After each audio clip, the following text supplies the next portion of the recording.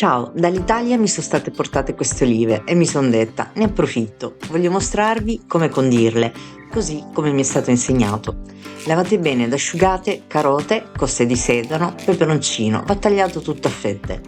Il peperoncino fresco potete tagliarlo a fettine sottili eliminando tutti i semi o a pezzettoni.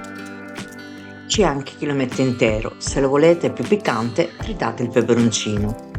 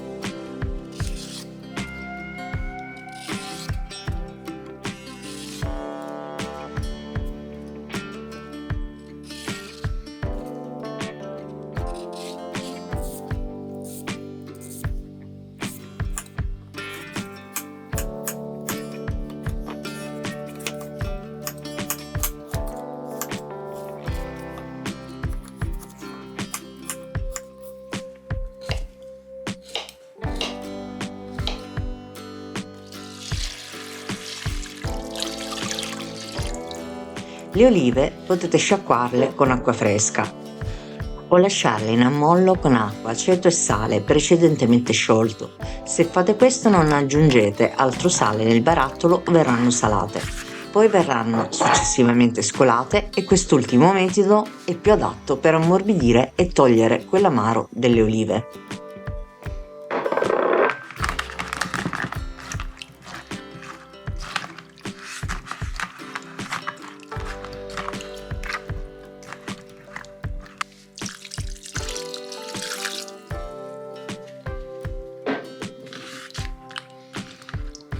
Prendiamo un barattolo di vetro precedentemente sterilizzato, operazione molto importante è quella della sterilizzazione. Affettato il tutto, compresi gli spicchi d'aglio, possiamo aggiungere nel barattolo le olive. Consigliato fare tutto a strati come vedete nel video. Olive, carote, manciata di aglio, sedano, spolverata abbondante di origano secco.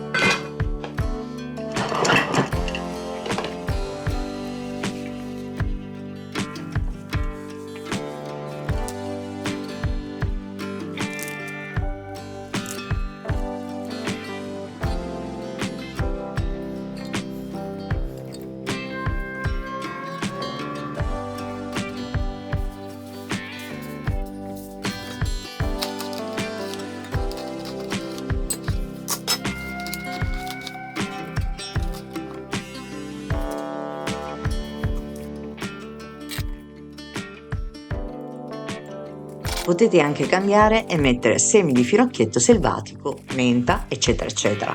Ricoprire con olio Evo, io aggiungo anche dell'aceto, una tazzina di aceto bianco per ogni chilo di olive. Molto importante, prima di chiuderle definitivamente, per conservarle, controllate nuovamente il livello dell'olio, perché potrà essere sceso. In questo caso aggiungetelo e chiudete ermeticamente il barattolo.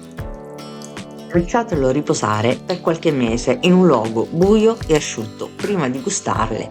Dipende anche dalle olive, provate ad assaggiarle anche dopo 20 giorni. Ecco una chicca.